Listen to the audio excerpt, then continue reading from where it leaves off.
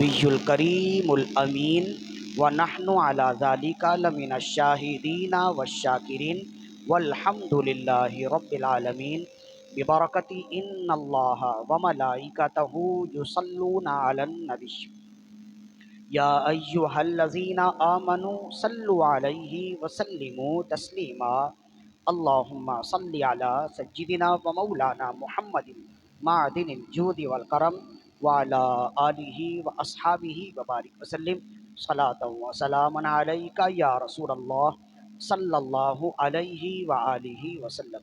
حمد و صلات کے بعد خالق کائنات کی عطا سے فقط اس کی دی ہوئی توفیق سے ہم ایک مرتبہ پھر ماہ ربیع الاول کی مسلسل نشستوں میں سے آج ہم 11ویں نشست میں موجود ہیں۔ آج کے بعد آئندہ کل 12ویں اور سب سے بڑی نشست ہوگی، اس میں آپ حضرات اپنی حاضری یقینی بنائیے۔ اللہ کے فضل و کرم سے ہم آہستہ آہستہ چلتے چلتے اپنی منزل تک پہنچے۔ ان 11 نشستوں میں ہم نے بہت کچھ کہا، آپ نے بہت کچھ سنا اور بہت کچھ اس پر عمل کرنے کا اپنے آپ سے عہد بھی کیا۔ آج 11ویں نشست ہے۔ آج کی نشست میں بھی ہم نے ایک خاص موضوع رکھا ہے جس پر ہم اختصاراً گفتگو کریں گے۔ آج کا موضوع ہے ایفائے عہد۔ ایفائے عہد کا مطلب ہوتا ہے وعدہ کو پورا کرنا۔ جو وعدہ کرے تو اپنے وعدے کو پورا کرے۔ اچھا، قبل اس کے کہ گفتگو کا آغاز کیا جائے، حصول برکت کے لیے بلند آواز سے اپنے آقا و مولا صلی اللہ علیہ وسلم کی بارگاہ میں درود و سلام کے نذرانے پیش کیجیے۔ اللہم صلی علی سیدنا و مولانا محمد معدن الجود والکرم وعلی آلہ و اصحابہ وبارک وسلم صلاۃ و سلام علیک یا رسول اللہ صلی اللہ علیہ وآلہ وسلم۔ اللہ تعالیٰ ان تمام محفلوں کے صدقے و طفیل ہماری حاضری اپنے بارگاہ میں پوری فرمائے۔ جو بیمار ہیں انہیں اچھا فرمائے، جو صحت و تندرستی میں ہیں ان کی صحت و تندرستی میں اللہ بقا و دوام نصیب فرمائے۔ جو اچھے رشتوں کی تلاش میں اللہ تعالیٰ ان کے لیے اچھے اور معیاری رشتے عطا فرمائے۔ جو بے اولاد ہیں صاحب اولاد کرے، صاحب اولاد کو ان کی اولاد کو نیک اور سعادت مندی عطا فرمائے۔ جن کے والدین بیمار ہیں ان کے والدین کو اچھا فرمائے۔ اولاد کے سروں پر تمام والدین کا سایہ ہمیشہ دراز فرمائے۔ آج کی محفل کا موضوع ہے ایفائے عہد۔ ایفائے عہد کا مطلب ہوتا ہے وعدہ کر کے پورا کرنا سے ایفائے عہد کرتے ہیں، اور یہ اسلام کا حسن ہے۔ نبی صلی اللہ علیہ وسلم کا تاکیدی فرمان ہے، اور رسول اللہ صلی اللہ علیہ وسلم کی زندگی کا ایک ایک عمل، ایک ایک معاملہ اس پر شاہد ہے۔ یعنی رسول اللہ صلی اللہ علیہ وسلم کی خوبصورت سیرت کا ایک خوبصورت باب ہے جسے ہم کہتے ہیں ایفائے عہد، وعدے کو پورا کرنا۔ اچھا، اس کے لیے یہ جو ایفائے عہد ہے اس کا فائدہ ایک تو یہ ہے کہ یہ حسن اسلام میں سے ہے۔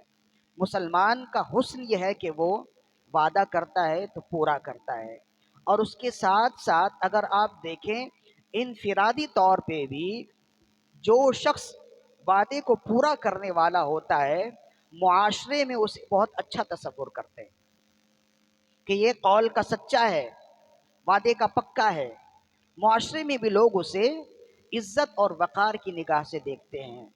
اور اگر آپ اسے اجتماعی طور پر لے آئیں تو وعدہ ایک ایسی چیز ہے کہ جس کی ضرورت اجتماعی انفرادی زندگی میں بھی پڑتی رہتی ہے۔ بندہ کسی سے معاہدہ کرتا ہے، کچھ لینا دینا ہوتا ہے، اور بالخصوص جو کاروباری ہیں ان کے کاروبار میں لینے دینے کا معاملہ ہوتا ہے۔ سامان کب دو گے، پیسے کب دو گے، سامان کس وقت اٹھاؤں، پیسے کب لینے آؤں، یہ سب وعدے ہیں۔ تو جو شخص وعدے کا پکا ہوتا ہے کاروبار میں بھی وہ بڑا کھرا ہوتا ہے، اور کاروبار میں اسے ترقی ملتی ہے، اس لیے کہ مال دینے والا سمجھتا ہے کہ اس کا مال ختم نہیں ہوگا، اس کا مال ضائع نہیں ہوگا، میرے پیسے نہیں ڈوبیں گے۔ یہ وعدے کا بڑا کھرا ہے۔ اور جو دینے لینے والا ہوتا ہے، جو اپنی زندگی میں معمولات بہتر رکھتا ہے، وقار عزت بھی ہوتی ہے. جو کاروباری ہے تو مارکیٹ میں بڑا وقار ہوتا ہے اس کا، کہ نہیں ہر بندہ آنکھیں بند کیے اس کے ساتھ معمولات کر لیتا ہے کہ نہیں یہ بندہ بالکل کھرا ہے. تو یہ تو ہے اس انفرادی زندگی میں اس کی ضرورت اور اس کے فوائد. اور فقط وعدہ اور ایفائے عہد انفرادی زندگی تک ہی محدود نہیں ہے. اگر آپ غور کریں تو اجتماعی زندگی میں بھی اس کا بڑا عمل دخل ہے، اور اس کے اثرات بڑے گہرے ہوتے ہیں.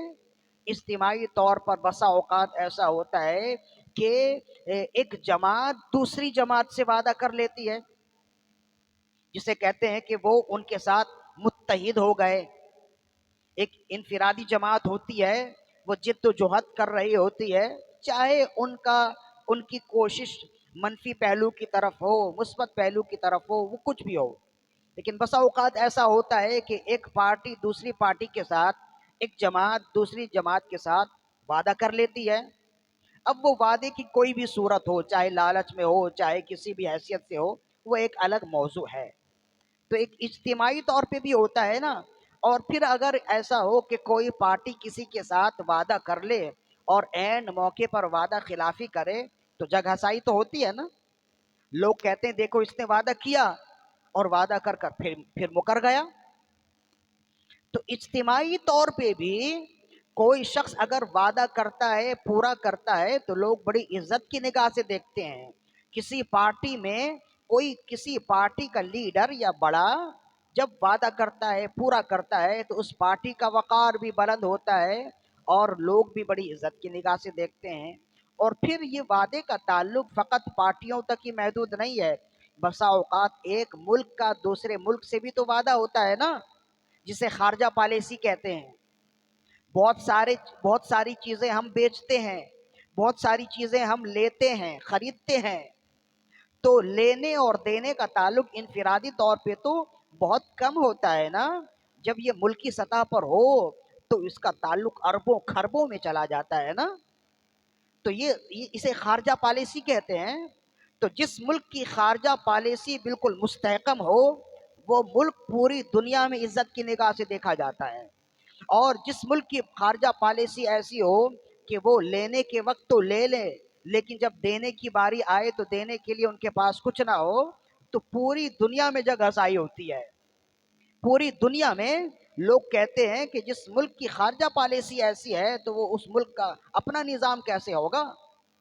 جو ملک دوسروں سے وعدہ کر کے، اس لیے کہ اپنوں سے وعدہ کر کے اتنی خاص اہمیت نہیں ہوتی جتنی اہمیت دوسروں سے وعدہ کر کے پورا کرنے میں ہے. تو یہ وعدہ جو ہے نا، اگر آپ غور کریں گے تو انفرادی زندگی سے ہو کر اجتماعی زندگی، گھر کے ماحول سے ہو کر ایک پوری دنیا کے ماحول میں منفی اثرات ڈالنے میں بھی اور مثبت اثرات ڈالنے میں بھی بہت زیادہ عمل دخل ہے اس وعدے کا. اسی وجہ سے اللہ تعالیٰ نے ارشاد فرمایا اوفو بعہدی اوفی بعہدکم، اے بندو تم اپنا وعدہ پورا کرو، میں اپنا وعدہ پورا کروں گا. ان العہد کان مسئولا، دوسری جگہ فرمایا بے شک وعدے کے بارے میں بھی سوال ہونا ہے. ایسا نہیں ہے کہ وعدہ کر کے تم اگر وعدہ خلافی کر دو تو اس کے حوالے سے کوئی سوال و جواب نہیں. فرمائے ان العہد کان مسئولا، بے شک سوال و جواب کیے جائیں گے وعدے کے حوالے سے بھی. تو اللہ نے فرمایا اوفو بعہدی اوفی بعہدکم، تم اپنا وعدہ پورا کرو، میں اپنا وعدہ پورا کروں گا. تو اللہ نے بندوں سے کیا وعدہ لیا ہے؟ تو سورہ یاسین میں اللہ نے فرمایا الم اعہد الیکم یا بنی آدم اللہ تعبدوا الشیطان، کہ اے بنی آدم کیا تم نے مجھ سے وعدہ نہیں کیا کہ تم شیطان کو نہیں پوجو گے اور میری عبادت کرو گے اور میری راہ چلو گے کہ یہی سیدھا راستہ ہے. تو یہ اللہ نے بندوں سے وعدہ لیا ہے، اور ایک ایک بندے نے اپنے رب سے وعدہ کیا ہے پیدا ہونے سے پہلے، جسے کہتے ہیں روز الست. اللہ نے وعدہ لیا ہے اور ہر بندے نے وعدہ کیا کہ یا اللہ دنیا میں جا کر میں تیری بندگی کروں گا اور شیطان کے پیچھے نہیں چلوں گا. تو یہ اللہ نے وعدہ لیا ہے بندوں سے. بندوں کا اپنے رب سے یہ وعدہ ہے، تو اب بندوں کا اپنے رب سے یہ وعدہ ہو گیا، تو اس وعدے کے بدلے میں رب نے اپنے بندوں سے کیا وعدہ کیا ہے؟ تو رب نے اپنے بندوں سے وعدہ کیا، دنیا میں جا کر اگر تم میری بندگی کرو گے، میرا کہا مانو گے، تو جب یہاں آخرت میں آؤ گے تو میں تمہیں جنت دوں گا، جنت کی نعمتیں دوں گا، جنات تجری من تحتها الانہار خالدین فیہا ابدا، بلا مبالغہ درجنوں مقامات پر قرآن مجید میں یہی وعدہ بیان کیا گیا۔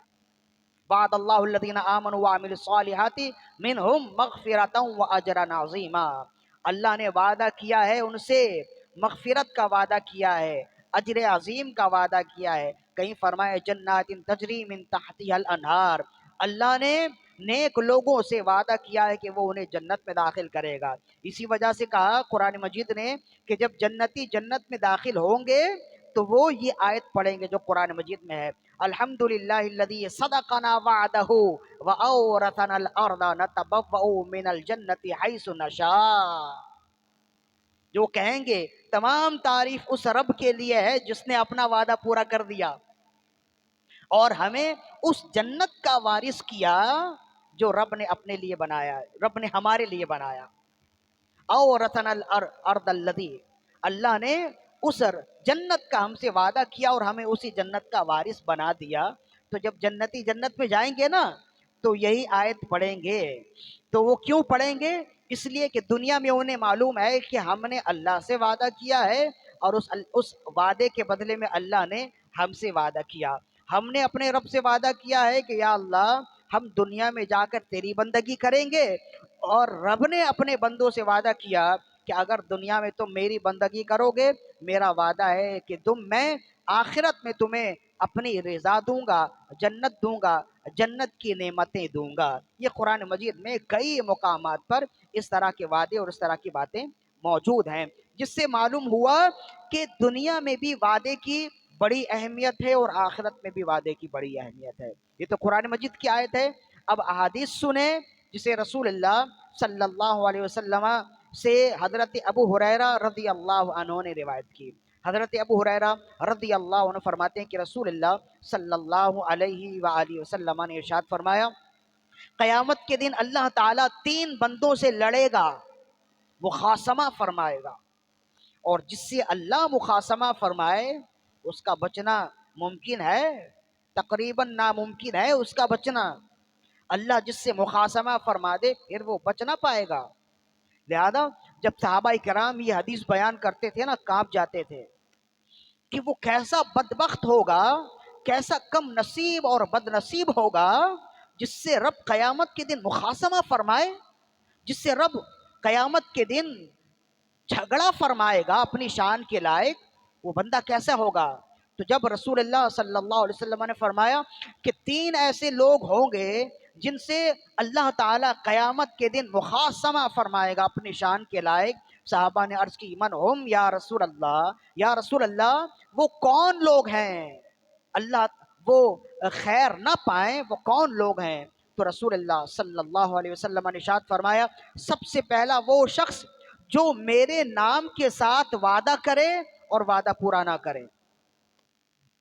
ہمارے ہاں تو وعدہ پورا نہ کرنا اور وعدہ کرنا یہ کوئی خاص عمل ہی نہیں ہے، بولتے چلے گئے اور موقع مل گیا تو وعدہ پورا کر دیا، اگر موقع نہ ملا تو وعدہ پورا نہ کیا۔ نہ اس عمل کے حوالے سے کوئی اہمیت ہے اور نہ ہی وعدے کو پورا کرنے کے حوالے سے، نہ ہی وعدے کو پورا نہ کرنے کے حوالے سے ہمیں معلوم ہے کہ اس کی بھی کوئی اہمیت ہے۔ جو میں نے بتا دیا کہ اگر انفرادی طور پہ بھی بندہ وعدے کو پورا کرنے والا ہو جائے تو یہ حسین مسلمان کی نشانی ہے، یہ اس کے ایمان کا حسن ہے۔ تو رسول اللہ صلی اللہ علیہ وسلم نے ارشاد فرمایا، سب سے پہلا وہ شخص جس سے قیامت کے دن اللہ مخاصمہ فرمائے گا، یہ وہ شخص ہے جو فرمایا جو میرے نام سے، جو اللہ کے نام سے وعدہ کرے اور وعدہ کرنے کے بعد وعدہ خلافی کرے۔ فرمایا دوسرا وہ شخص جو کسی آزاد مسلمان کو دھوکے سے اغوا کر لے اور اسے بیچ دے۔ فرمایا قیامت کے دن اللہ تعالیٰ اس کے ساتھ مخاصمہ فرمائے گا۔ اس میں وہ لوگ بھی آتے ہیں جو اغوا برائے تامان کے جرم میں گرفتار ہوتے ہیں، اگر وہ توبہ نہ کریں تو یہ معمولات ان کے ساتھ ہیں۔ اور فرمائے تیسرا وہ شخص جو کسی مزدور کو مزدوری میں رکھے اور مزدور اپنا کام پورا کر لے، لیکن جب اجرت کی باری آئے تو وہ اسے اجرت نہ دے، یا اتنی اجرت نہ دے جتنی اجرت پہ اس کی بات ہوئی ہے۔ فرمایا یہ تین ایسے لوگ ہیں جن سے اللہ تعالیٰ قیامت کے دن مخاصمہ فرمائے گا۔ یہ میلاد النبی کا حسن ہے، یہ محفل میلاد کا حسن ہے کہ یہاں بیٹھنے والا اپنے ظاہر کو بھی پاکیزہ محسوس کرتا ہے اور اپنے باطن کو بھی پاکیزہ محسوس کرتا ہے۔ جب یہاں سے اٹھ کر جاتا ہے تو وہ اپنے آپ میں کچھ تبدیلی محسوس کرتا ہے۔ یہ اس طرح کی محفلوں کا حسن ہے۔ لہذا جب ہم نے سن لیا ہے تو اس پر عمل کرنے کی کوشش کیجئے۔ اسی کے تحت صاحب مشکات نے ایک حدیث لکھی ہے۔ ایک شخص ہے جو بعد میں مسلمان ہو گئے، عبداللہ بن ابی الحماسہ ان کا نام رکھا، ان کا نام بتایا گیا۔ یہ سنن ابی داؤد کی حدیث ہے۔ کہتے ہیں کہ رسول اللہ صلی اللہ علیہ وسلم نے بازار میں ان سے کوئی سودا کیا، کچھ بیچا، اور بیچنے کے بعد جب رقم کی باری آئی، سامان تو اس نے رسول اللہ صلی اللہ علیہ وسلم سے لے لیا۔ جب رقم کی باری آئی تو اس نے کہا کہ اے محمد صلی اللہ علیہ وسلم آپ ٹھہریں، میں ابھی گھر سے آتا ہوں، پیسے گھر میں ہیں، ابھی لے کر آیا۔ اب وہ گیا اور جا کر کسی کام میں الجھ گیا، بھول گیا۔ 3 دنوں کے بعد اسے یاد آئی، خیال آیا کہ او میں تو انہیں کہہ کر آیا تھا کہ آپ ٹھہرے میں آ رہا ہوں، میں کن باتوں میں الجھ گیا، مختلف کاموں میں مشغول ہو گیا اور میں وہاں تک پہنچ نہ پایا۔ کہتے ہیں جلدی سے وہ اپنی رقم لیتا ہے، بازار میں جاتا، جس جگہ چھوڑا تھا رسول اللہ اسی جگہ موجود تھے۔ تو کہا کہ اے محمد صلی اللہ علیہ وسلم آپ اس جگہ موجود ہیں، ابھی آئے، کچھ دیر کے بعد آئے۔ آپ نے فرمایا 3 دن پہلے جس جگہ تم چھوڑ کر گئے تھے، 3 دنوں سے یہاں میں کھڑا ہوں۔ فرمایا اے شخص تو نے مجھے بڑی مشقت میں ڈال دیا۔ تو کہا کہ آپ چلے جاتے۔ آپ نے فرمایا میں نے بھی تم سے وعدہ کیا تھا کہ تم پیسے لے آؤ، میں یہاں کھڑا ہوں۔ تو تم تو اپنا وعدہ بھول گئے، لیکن اگر میں بھی اپنا وعدہ بھول جاتا یا ختم کر دیتا، تم میں اور مجھ میں کیا فرق رہ جاتی؟ تو یہ ہم جس نبی کی امت ہے نا، اس نبی کی پاکیزہ سیرت ہے۔ ذرا اس سیرت کو دیکھیں اور اپنا حال دیکھیں تو ہمارا حال تو بدحال ہے۔ ہم نہ امانت داری میں ہیں، نہ دیانت داری میں ہیں، نہ ایفائے عہد میں ہیں۔ اس کے باوجود اگر ایمان کی بات آئے تو ہم سے بڑا مسلمان کوئی نہیں ہے۔ تو بے شک اللہ آپ کو سلامت رکھے، آپ کے دعوی ایمان میں برکتیں دے، آپ دعوی ایمان بھی کریں، ساتھ ساتھ یہ سارے اعمال بھی کریں جو ہمیں رسول اللہ صلی اللہ علیہ وسلم نے بیان بھی کر کے بتا دیا ہے، اور جب عمل کیا ہے تو بیان سے بڑھ کر عمل کر کے بتا دیا کہ ایسا ہونا چاہیے۔ لہذا میرا پیغام یہی ہے۔ اور پھر صحابہ کرام رضوان اللہ علیہم اجمعین کو دیکھیں، ہمارے لیے مبلغ علم تو یہی ہے نا، قرآن، سنت اور صحابہ، یہی ہمارے لیے مشعل راہ ہے نا۔ تو اب صحابہ کے بارے میں بھی دیکھیں۔ حضرت عمر بن خطاب رضی اللہ عنہ کے بارے میں آتا ہے، آپ کا دور خلافت ہے، اور دور خلافت میں آپ نے لشکر جمع کیے، لشکر کی تشکیل کی، اور ایران میں لشکر کشی کا حکم دیا فارس کو فتح کرنے کے لیے۔ وہاں لشکر کے سپاہ سالار ہیں حضرت ابو موسیٰ الاشعری، لشکر کے سپاہ سالار ہیں، صحابی رسول ہیں، عظیم صحابی رسول، بڑا نام آتا ہے ان کا، ابو موسیٰ الاشعری، یہ سپاہ سالار ہیں فارس کے۔ تو کہتے ہیں وہاں ظاہر ہے کہ فارس بہت طاقتور قوم اور بہت ترقی یافتہ اس زمانے کے لحاظ سے، اور بہت بڑا علاقہ تھا۔ یہ آج کا جو ایران ہے نا، یہ کل کا فارس ہے، لیکن آج کا ایران خطے کے لحاظ سے بہت چھوٹا ہے، کل کا فارس بہت بڑا تھا۔ ایران، عراق اور اطراف کی جتنی ریاستیں ہیں نا، سب مل کر ایک فارس تھے۔ جیسے کل کا ہندوستان اور آج کا ہندوستان بہت فرق ہے نا۔ جو رسول اللہ کے زمانے میں ہندوستان ہے تو اس میں ہندوستان، پاکستان، بنگلہ دیش، نیپال، انڈونیشیا، یہ اطراف کی جتنے ممالک، جتنی ریاستیں ہیں، سب کو ایک جگہ جمع کیا جائے تو ایک ہند بنتا تھا۔ تو یہ حصے بکھرے ہوتے رہتے ہیں ہر زمانے میں، اور آئندہ بھی حصے بکھرے ہوتے رہیں گے۔ تو بہت بڑا ملک تھا، مختلف اوقات میں لشکر کشی ہوتی رہی، اور حضرت عمر بن خطاب رضی اللہ عنہ کے زمانے میں آخری وقت تک پورا ایران اسلام کے تسلط میں آ گیا تھا، پورا ایمان۔ تو ایک علاقہ فتح، شوستر ایک علاقہ، ایک شہر ہے، اس شوستر علاقے کو فتح کرنے کی جب باری آئی تو وہاں کا جو کمانڈر ہے اس کا نام ہے ہرمزان، شوستر کا کمانڈر، یہ ایرانی ہے، اور یہ بڑا بہادر بھی ہے اور بڑا مکار بھی ہے۔ امام تبری نے لکھا اسے، یہ اتنا مکار کہ لڑتا رہتا، اور بڑے بڑے جلیل القدر صحابہ کو بھی اس نے شہید کیا، بڑے نامور اور بہادر اسلامی کمانڈروں کو بھی اس نے شہید کیا۔ لیکن جیسے ہی پکڑ میں آتی نا، وہ حضرت ابو موسیٰ الاشعری سے امن معاہدہ کر لیتا کہ ہم دونوں کے درمیان میں اب جنگ بندی ہو گئی، امن معاہدہ ہو گیا۔ جب امن معاہدہ ہو جاتا تو مسلمان آرام سے بیٹھ جاتے، سکون سے بیٹھ جاتے، کوئی اور جنگی تدبیر نہیں کرتے۔ اب امن معاہدہ ہو گیا تو ہم نے بھی اس سے وعدہ کر لیا، اس نے بھی ہم سے وعدہ کر لیا ہے، جب وعدہ ہو گیا تو پھر اب معمولات شروع کریں۔ تو معمولات شروع کرتے، کچھ ہی عرصہ گزرتا، پھر وہ امن معاہدہ توڑ دیتا۔ جب وہ دیکھتا کہ میرے پاس مزید اور بھی لشکر آ گئے، میرے پاس مزید اور لوگ آ گئے، اب میری طاقت مزید بڑھ گئی ہے، ایسا ہوتا نا کہ بھائی یہ جو جنگجو ہیں وہ لڑتے لڑتے ان کی تعداد کم ہو جاتی، جب یہ اپنے آپ کو کمزور سمجھتا امن معاہدہ کر لیتا، اور پھر جب اطراف سے مختلف شہروں سے اس کے پاس مزید اور بھی فوجیں آ جاتی، مزید اور اس کے مجاہدین آ جاتے، جب یہ دیکھتا کہ اب میری طاقت مزید بحال ہو گئی پہلے کی طرح یا پہلے سے زیادہ، پھر امن معاہدہ توڑ دیتا، پھر اچانک حملہ کرتا۔ اچانک حملہ کرنے سے اب مسلمان تو آرام سے بیٹھے ہیں، اب امن معاہدہ ہو گیا، کوئی مسئلہ نہیں ہے، اچانک حملہ کرتا، بڑا نقصان ہو جاتا۔ تو اس طرح 2-3 مرتبہ جب حملہ ہوا اور خبر حضرت عمر بن خطاب رضی اللہ عنہ تک پہنچی، تو حضرت عمر بن خطاب رضی اللہ عنہ نے اپنے آپ سے وعدہ کیا، لوگوں سے کہا کہ اگر یہ میدان جنگ میں آیا تو اسے گرفتار نہ کیا جائے۔ آپ نے یہ کہہ دیا تمام کمانڈروں سے۔ یہ حالانکہ جو کمانڈر ہوتا ہے نا اسے مارا نہیں جاتا، اسے گرفتار کیا جاتا ہے۔ کسی بھی ملک کا جو کمانڈر ہوتا ہے اسے مارا نہیں جاتا ہے، اسے گرفتار کیا جاتا ہے۔ اس کی وجہ یہ ہے کہ ایک تو اس کی عزت ہوتی ہے، اور دوسری وجہ یہ ہے کہ اس کے پاس ملک کے حوالے سے بڑے راز ہوتے ہیں، تو اسے مارنے سے زیادہ اسے زندہ رکھنے میں فائدہ ہوتا ہے۔ ہر ملک کا آج تک بھی یہی نظام ہے۔ تو آپ نے کہا کہ لیکن یہ ہرمزان یہ دھوکہ دینے والا ہے، وعدہ خلاف ہے۔ آپ نے اس زمانے میں جتنے کمانڈر تھے، بالخصوص حضرت ابو موسیٰ الاشعری رضی اللہ عنہ جو اس وقت امیر المجاہدین تھے، آپ نے ان سے فرمایا کہ جیسے ہی یہ گرفتار ہو اس کا سر اتار دینا، میرے پاس نہ لانا۔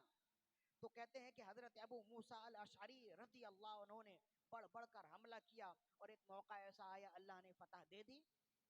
تو ہرمزان نے جب دیکھا کہ اب تو میری پس پائی ہے، اب تو میں کمزور ہو گیا، تو جا کر قلعے کے اندر چھپ گیا اور کہنے لگا دیکھو میں قلعے میں چھپ گیا ہوں اور تم قلعے کے اندر آ نہیں سکتے۔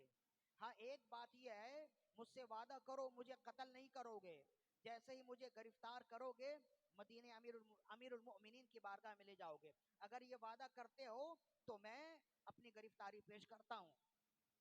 حضرت ابو موسیٰ الاشعری رضی اللہ عنہ نے اس سے وعدہ کر دیا کہ تم نیچے آ جاؤ، گرفتاری دے دو تو میں تمہیں امیر المومنین کی بارگاہ میں لے جاؤں گا۔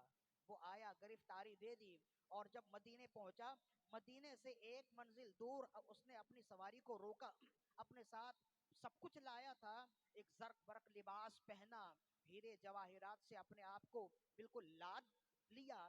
اس زمانے میں جو جتنے بھی ایرانی حکمران ہوتے تھے نا، وہ ہیرے جواہرات سونے چاندیوں سے بڑی محبت کیا کرتے تھے، موٹے موٹے کڑے پہنتے تھے۔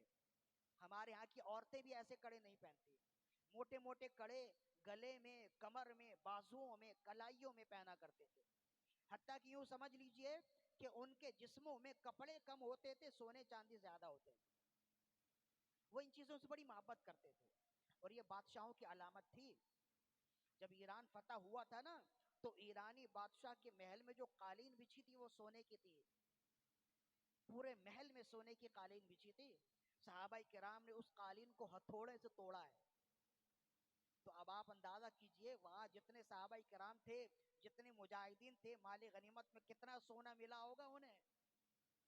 تو پھر اس کے بعد ہی ان کی زندگی بدل گئی. تو کہتے ہیں کہ وہ ایسا ہی تھا. تو مدینے سے ایک منزل دور اس نے سواری کو رکوائی، اور رکوانے کے بعد اپنا زرق برق لباس پہنا، سونے چاندی سے اپنے آپ کو آراستہ کیا، اپنے آپ کو سجا لیا. اس کے بعد امیر المومنین کی بارگاہ میں مدینے آیا. جب مدینے آیا تو پوچھنے لگا امیر المومنین کہاں ہے. وہ سمجھ رہا تھا کہ جیسے ہمارے محلات ہوتے ہیں تو ان کا بھی کوئی محل ہوگا. تو اس نے کہا حضرت عمر کا محل کہاں ہے. تو آپ نے کسی نے کہا وہ محل میں نہیں رہتے، ایک چھوٹے سے حجرے میں رہتے ہیں، اور اس میں بھی کم ہی وقت گزارتے ہیں. ان کا محل اور ان کی عبادت گاہ ایک ہی ہے، مسجد ہے، وہاں جاؤ وہیں ملیں گے. تو ابو موسیٰ الاشعری رضی اللہ عنہ تمام مجاہدین کے ساتھ جب گئے، تو وہ ہرمزان جو یہ سمجھ رہا تھا کہ وہ امیر المومنین جن کی شہرت، جن کی ہیبت مشرق و مغرب میں ہے، وہ مدینے میں ہوتے ہیں، تو مشرق و مغرب میں ان کا نام لیا جائے تو لوگ ہل جاتے ہیں، وہ تو بہت بڑے بادشاہ ہوں گے، زرق برق لباس پہنا ہوگا، قالینوں سے آراستہ محفلیں ہوں گی. لیکن جب وہ مسجد میں آیا تو دیکھا امیر المومنین ٹوٹی چٹائی پر بالکل عامیانہ انداز میں لیٹے ہوئے ہیں. چند احباب بیٹھے ہیں جو جن سے گفتگو فرما رہے ہیں. تو جب ہرمزان انہیں دیکھتا ہے تو پوچھتا ہے کہ تمہارا بادشاہ کہاں ہے. تو کہا یہی ہے جنہیں ہم امیر المومنین کہتے ہیں. تو یہ ماجرا ہی دیکھ کر، یہ منظر ہی دیکھ کر اس کا دل ہل گیا، اور بہت حد تک وہ ایمان کے قریب ہونے لگا. لیکن بہرحال امیر المومنین جب اسے دیکھا، آپ ٹیک لگائے بیٹھے تھے، آپ اٹھ گئے. آپ کو تو غصہ بہت تھا. آپ نے فرمایا کہ تمہاری کوئی بات نہیں سنی جائے گی، تمہیں لوگوں کے سامنے قتل کیا جائے گا. لہذا ایک وقت مقرر ہوا، کل انہیں قتل کیا جائے گا. لوگ بھی جمع ہو گئے. تو قتل ہونے سے پہلے آخری خواہش تو پوچھتے ہیں نا. آپ نے اس سے پوچھا کہ اب بتاؤ، تم تو بادشاہ تھے، کمانڈر تھے، میرے بڑے مجاہدین کو تم نے، بڑے بڑے طاقتور مجاہدین کو تم نے شہید کیا، اب بتاؤ آخر ہاتھ تو آئے. تو اس نے کہا اے امیر المومنین، جب تک ہمارا خدا ہمارے ساتھ تھا ہم جیت رہے تھے، آج تمہارا خدا تمہارے ساتھ ہے، تم جیت گئے. آپ نے فرمایا کوئی آخری خواہش ہے. اس نے کہا ایک گلاس پانی پیوں گا. تو ایک مٹی کے کٹورے میں پانی لا کر دیا گیا. کانپنے لگا امیر المومنین کو سامنے دیکھ کر. کہنے لگا کہ اے امیر المومنین، اے عمر، مجھے ڈر ہے کہ کہیں اس پانی کے پینے سے پہلے ہی آپ مجھے قتل نہ کر دیں، یا کوئی مجھے قتل نہ کر دے. آپ نے فرمایا میں وعدہ کرتا ہوں اس پانی کے پینے سے پہلے میں یا کوئی بھی تمہیں قتل نہیں کرے گا. کہا واقعی کوئی قتل نہیں کرے گا، یہ آپ کا وعدہ ہے. آپ نے فرمایا میرا وعدہ تمہاری طرح تھوڑا ہی ہوتا ہے کہ کچھ دنوں کے لیے وعدہ کیا اور توڑ دیا. میں نے وعدہ کیا ہے اپنی جانب سے بھی اور سب کی جانب سے کہ جب تک تم یہ پانی نہ پی لو تب تک تمہیں قتل نہیں کیا جائے گا. واقعی ایسا ہے. جب اس نے تسلی کر لی تو مٹی کا پیالہ اپنے ہاتھ سے چھوڑ دیا. پیالہ بھی ٹوٹ گیا، پانی بھی زمین میں بہہ گیا. اب کہنے لگا آپ نے وعدہ کیا تھا کہ جب تک میں یہ پانی نہ پی لوں تب تک آپ مجھے قتل نہیں کریں گے. اب یہ پانی تو بہہ گیا، پیالہ بھی ٹوٹ گیا، اب آپ کیا کریں گے؟ کیا آپ اپنا وعدہ خلاف کریں گے؟ آپ مجھے قتل کریں گے؟ اپنا غصہ اتاریں گے؟ آپ نے فرمایا کہ ایسا نہیں ہے. اسلام کا حسن وعدے کو وفا کرنا ہے. تم بھلے کتنے ہی بڑے میرے دشمن ہو، لیکن جب میں نے تم سے وعدہ کر دیا، میں نے تمہیں امان دے دیا ہے، تو اب جاؤ، اللہ کی راہ میں تمہیں امان ہے. تو پھر یہ وہ وقت تھا کہ وہ قریب ہوتا ہے، امیر المومنین کے ہاتھ پر ایمان لاتا ہے، کلمہ پڑھتا ہے اور مسلمان ہو جاتا ہے۔ کہتا ہے کہ جب آپ فتح یابی سے ہمکنار ہو رہے تھے، جب آپ حملے پر حملے کر رہے تھے، اور جب میں نے آپ کی سادگی دیکھی تو ایمان تو پہلے ہی میرے دل میں آ گیا تھا، لیکن میں چاہتا تھا کہ بغیر زور کے مسلمان ہوں، کہیں ایسا نہ ہو کہ بعد میں لوگ کہیں کہ موت کے ڈر سے کلمہ پڑھنے والا ہے، اس لیے میں نے یہ ہیلا کیا، پہلے اپنے سر سے موت کا ڈر نکالا اور پھر کلمہ پڑھ کے مسلمان ہو گیا۔ تو پھر امیر المومنین نے اسے کمانڈر بنایا، اور جس علاقے کو مسلمانوں نے فتح کیا، جس قلعے کو فتح کیا، اسی قلعے کا حاکم ان کو بنا دیا۔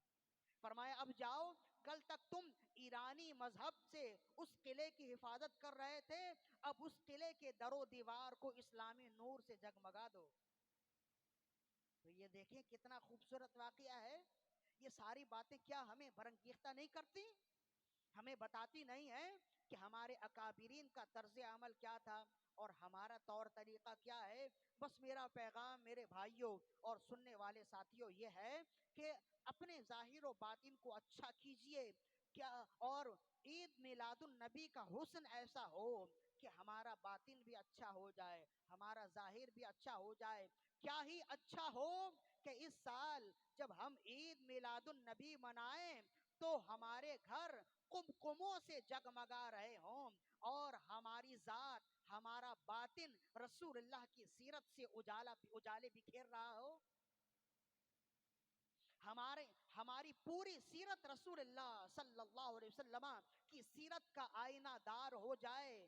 کیا ہی اچھا ہو کہ اس سال ہم عید میلاد النبی اس انداز میں منائیں کہ ہم امانت داری کو فروغ دینے والے ہو جائیں، ہم دیانت دار ہو جائیں، ہم نمازوں کا اہتمام کرنے والے ہو جائیں، معمولات میں کھڑے ہو جائیں۔ اور کیا ہی اچھا ہو کہ اس سال عید میلاد النبی ہم اس انداز میں منائیں کہ اپنے آپ سے وعدہ کریں، پیارے آقا کی ولادت کے ان ایام میں پیارے آقا کی سیرت پر عمل کرتے ہوئے میں ایفائے عہد کروں گا، میں اپنے آپ سے وعدہ کرتا ہوں کہ آج کے بعد زندگی میں کبھی بھی کسی سے کوئی چھوٹا وعدہ کروں یا بڑا وعدہ کروں، حد المقدور کوشش کروں گا کہ وعدہ پورا کروں۔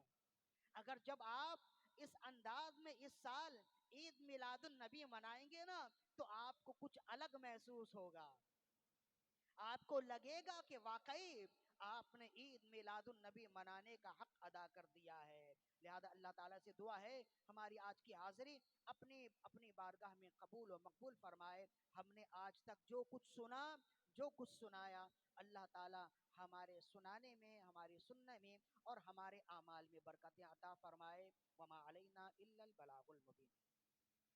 اللهم صل على سيدنا ومولانا محمد معدن الجود والکرم وعلى آلہ واصحابہ وبارک وسلم۔ یا ارحم الراحمین ہماری آج کی حاضری اپنی بارگاہ میں قبول و مقبول فرما۔ جو کچھ